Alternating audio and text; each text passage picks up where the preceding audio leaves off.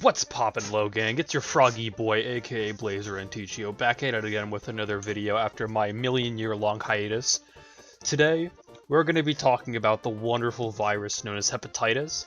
Now, we're going to cover all 5 of them because 5 is better than 4. And without further ado, let's talk about hepatitis. Now, hepatitis is mostly just known as an inflammation of your liver, which, for those who don't know, inflammation mostly meaning swelling or increase of volume of your liver. Now that is no bueno because unfortunately your liver is meant to be a set size, so it increasing its size is not very good for you. This condition can sometimes be self-limiting, and can lead to various other symptoms such as fibrosis, cirrhosis, or liver cancer. Cirrhosis leading into liver cancer. Both fibrosis and cirrhosis also meaning mostly just liver failure in general, the liver failing to do its normal job, that being dispersing alcoholic substances correctly or poisonous toxic substances. Hepatitis is a viral disease, not bacterial, meaning that unlike bacteria, which can be killed, viruses are much harder to get rid of. As mentioned previously as well, there are 4 hepatitises and one what I like to call DLC pack, downloadable content. These are hepatitis A, B, C, and E. There are others, but mostly just going to cover these 4, and hepatitis D is the DLC pack that is for hepatitis B, which we'll get into why I call it a DLC pack soon enough. The root causes for hepatitis are mostly caused by the hepatitis virus itself. The virus can infect you in multiple ways, but the main ways the virus itself is transmitted is through receiving of contaminated blood/blood products, contaminated medical equipment, or what I like to call the old 1-2 buckle my shoe, otherwise known as, how do I put this in a way that isn't, profound, that isn't gonna get me demonetized by the YouTube algorithm. Sex. You know, the old... Yes. Anyways, the only ways this virus can be transmitted through these ways is if one of the 2 people who are transmitting the virus is contaminated already. So, say if I want to smear my blood all over somebody else, because that's what normal individuals do on a daily basis, I would have to have hepatitis in order to give the person hepatitis, because unfortunately, as much fun as it is smearing blood all over another individual, it does remove some of the fun if the other one does not have the virus itself. So the hepatitis virus can also be transmitted in other ways as well than those, but those are the 3 main ways. It can be through infections if you come across the hepatitis virus in its natural habitat and get infected that way. That is another way.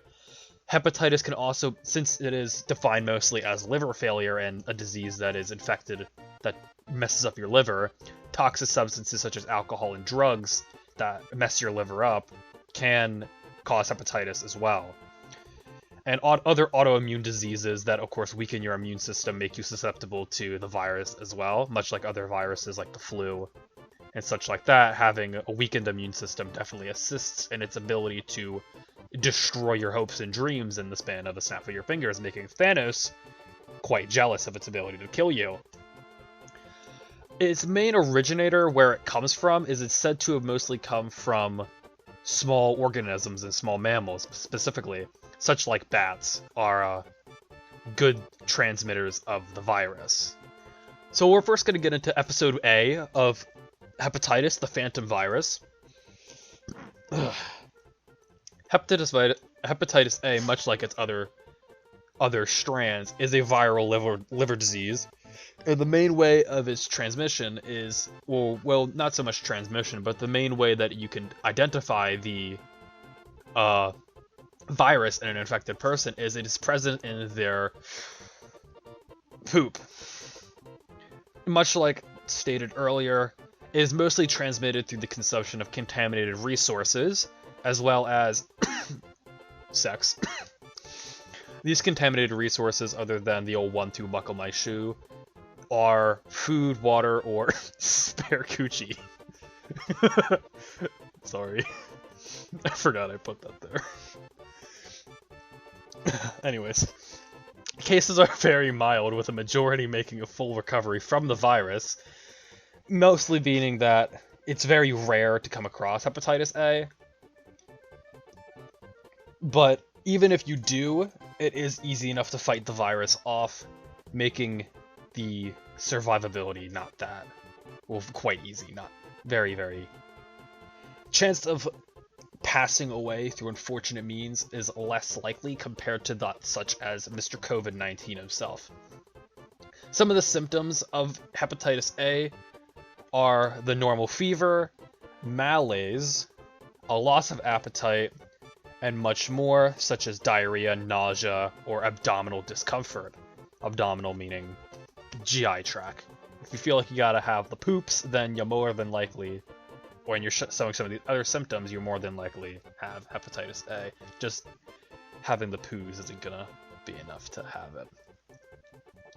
While there is no specific treatment itself for HAV, there are vaccines readily available, and almost pretty much 100% of the people that have received the HAV vaccine do not get it a second time. The body will form its natural antibodies from the antigen itself to fight it off next time, if there is a next time of getting the virus. The best way to mostly a specific treatment, in big quotation marks, for HIV is just to wait, mostly. Recovery from the infection is very slow, as it is a virus, not a bacteria, and can take weeks to even months to fully have the virus brutally murdered by your white blood cell count. And of course, once it's done, you're less likely to get it a second time. Episode B, Attack of the Virus, is a very, very interesting case, as it is very bad. Much like with Hepatitis A, it is transmitted through infected bodily fluids, and also, unlike Hepatitis A, can also be transmitted through older family members to one of the youth. Of course, the natural blood, and much like HIV, blood is a very common way to transmit the virus, but is also transmitted through that weird stuff that sometimes males produce. I don't know what it's called. It might be semen. I don't really know, but that's another way. I don't really know how that gets into the other person, but that is a way it is transmitted. Also, from mother to infant child, newborn child is another way to transmit the disease, most likely through the ingestion of breast milk, as it is a bodily fluid. And of course, other family members to infants as well can transmit the virus. Most actually don't experience symptoms that much when you are recently infected by the virus. However, eventually acute symptoms will occur. These are usually yellowing of the skin and eyes, darker urine, yuck, and much, much more, such as the accustomed fever, extreme fatigue, much worse fatigue compared to HAV, nausea, vomiting, and of course abdominal pain.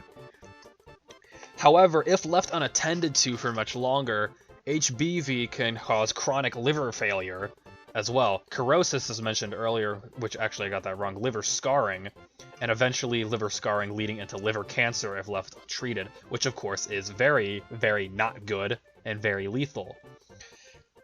There is, in fact, no treatment for acute HBV, as, well, you know, it just isn't. But chronic HBV can be treated for, as there are oral antiviral agents that you can ingest to help alleviate the dying part of HBV. However, all that is kind of rendered useless, as there is a readily available vaccine for HBV that over 100 billion people, that is actually wrong, I read that wrong, over 1 billion people have been successfully vaccinated in the world since 1982, a couple years after the vaccine itself was first being created. This also has above a 90% effective rate for the chronic HBV, so it is very likely. So even though there is no treatment for acute HBV and there is very minimal treatment for chronic, it's quite easy to vaccinate yourself to make it so it doesn't happen. Episode C, Revenge of the Virus, is quite interesting as well. While not as prevalent as HBV is, and certainly not as lethal, it is very, very bad. Much like the other two, transmission through exposure of contaminated body fluids is one of the main ways to transfer the virus, but mostly through contaminated blood, because you know how us teenagers are with loving to smear our blood on other human beings, because that's fun to do. You can, of course, transmit it through sexual means. Gross. I don't know why someone would do that. That stuff's weird. But it's also less common for it to happen. Symptoms of HCV are also very rare, so even if you do have it, it's unlikely that you even notice that you have it in your body. Roughly 80% of people with HCV don't really exhibit symptoms of it. But if you do, these include fever, like before, vomiting, gross, gray-colored faces, whitening of the skin, as well as the usual abdominal pain, dark urine, and fatigue. Treatment, however, for HCV is not required, but however is required for chronic HCV, as it is, you know, the liver failure part of it. There are antiviral medications, much like with HBV, as well as the last resort option of removing your liver entirely. However, much unlike the other two, HAV and HBV respectively, there is in fact no vaccine for HCV, crying. So the only way to really deal with it is to get treatment for it. The vaccines are, however, being produced, much like with every other virus, so hopefully within time there will be a vaccine. Hepatitis E, the virus strikes back, is also not very prominent compared to the other three respectively. Those three, HAV, HBV, HCV, are very, very prominent. However, HEV is quite the contrary. It's only really transmitted through contaminated resources such as water and food.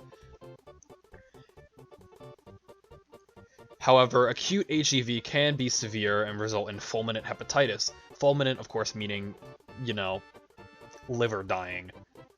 The symptoms, much like before, are mostly nausea, vomiting, abdominal pain, however, with the added bonus of getting a skin rash as to make the virus not worse already. And of course, other things such as joint pain and mild fever. However, unlike the other two, there are really no treatments for HEV, but vaccines are being developed, however, not very available. They do exist, however, most likely you're not getting it, if you do get it. Well, you can, but no. Anyways, onto the DLC pack, Episode D, Return to Hepatitis B. The reason I call Hepatitis D a DLC pack is even though it starts with the letter D, which I think is actually quite convenient and coincidental, it only ever really occurs if the host is already in possession of HBV. Meaning, you gotta pay extra for HDV, you can't just get it with HBV. Acute HDV can lead to fulminant hepatitis, which, as stated previously, is liver failure. However, chronic HDV is very, very rare, as its development is usually halted before it can ever reach that stage in its lifetime. Because HBV is so prominent and so deadly, HDV reaching its chronic stages is really unlikely, as you're more than likely going to get treatment for HBV or get the vaccine for HBV, more than less making chronic HDV unlikely to ever occur. However, what HDV does is much like any other DLC pack, it allows its base game, HBV, to be more lethal. It accelerates the process of all the bad stuff to happen, most likely the liver failure, liver cancer, etc., to happen. 70 to 90% of infected people actually experience this acceleration, meaning there are some people that don't actually experience it. To put into perspective just how fast the HDV accelerates HBV's killing process, The cirrhosis, being the liver failure, occurs a good decade earlier than HDV. Decade, of course, meaning 10 years, meaning that this expansion pass is actually quite useful for helping bring you closer to the afterlife. There is no vaccine for HDV, as mostly getting a vaccine for HBV provides protection from HDV, as if you can't get the OG, you ain't getting the new one, as Apple likes to put it. When it comes to statistics, Hepatitis A, for the most part, well, we'll get into that. I do have something for it, but here is mostly the statistics for the prevalence of HAV in the countries. For the most part, if you are in a well-income society, you are not getting it for the most part, as a good way the virus is transferred is, of course, through small animals such as bats and contaminated resources.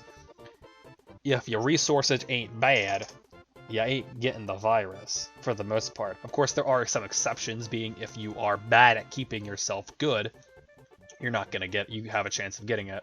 But it's mostly your environment. If you are in a bad spot, then your risk is slightly higher. If you're in a good spot, your risk isn't as low. Places like Africa, of course, being the dumpster fire it is, of course, is more susceptible to HAV compared to good old America, where, as much as our president is a fruit, he at least has the country in a decent ordeal where we're not dying of, well, I guess that's an understatement, but anyways, America has a decent society where we're pretty clean for the most part, except COVID, where we're not going to get too infected by things like HAV. HBV is in a very, very similar situation. Much like before, places like America that are very, very technologically advanced and very clean, of course, have low chances of getting something like HBV, whereas places like Africa, being gross, has a higher chance of getting it. However, with the virus itself having a vaccine, it's very unlikely that this is even happening. Thus, as the graph says, even places like Africa, it's only a little bit higher than 8% because of the vaccine being readily available everywhere. Similar story to a place like HCV, its prevalence is actually more in places like Russia compared to other places like Africa. But it's mostly just same song and dance. If your place is not too clean, then you are more likely to get it. If it's pretty clean, you're less likely to get it. Same song and dance for the most part. And then HEV, very similar, as well as HDV, having very similar statistics. Of course, as I said earlier, low levels, HAV has low levels in high-income regions such as America, where our monies is quite high, and high levels in low-income regions such as Africa, where their monies is in the negatives. Over globally, there are 1.5 million cases, which isn't too much considering that the global population is quite high. HBV is very similar. It is now considered one of the most severe infectious diseases due to the fact that it does kill people, and 1/3 of the Earth's population has been infected, 5% of which are chronic carriers, which is quite large, but 5% being chronic is still quite a small amount. 780,000 HBV-related deaths are documented, and then it's very similar, and then of course very similar statistics to HAV in the way of where it is prevalent. I forgot to put a comma in there, but similar scenario with HCV. 71 million have chronic HCV, which is a lot less than HBV, but still quite a lot, with tons of deaths, rounding up pretty much to 400,000. However, what's unique about HCV is that each genotype actually has different prevalence.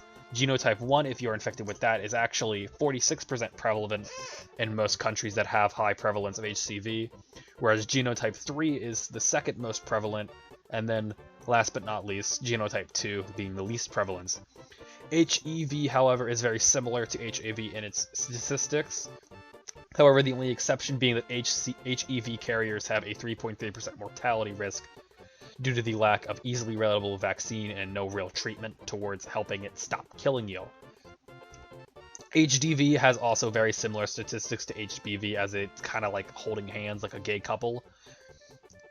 5% of the people that are infected with HPV are also infected with HDV, kind of allowing the linkage between the 5% chronic carriers and 5% global infected HDV members, 11 million people being infected with HDV.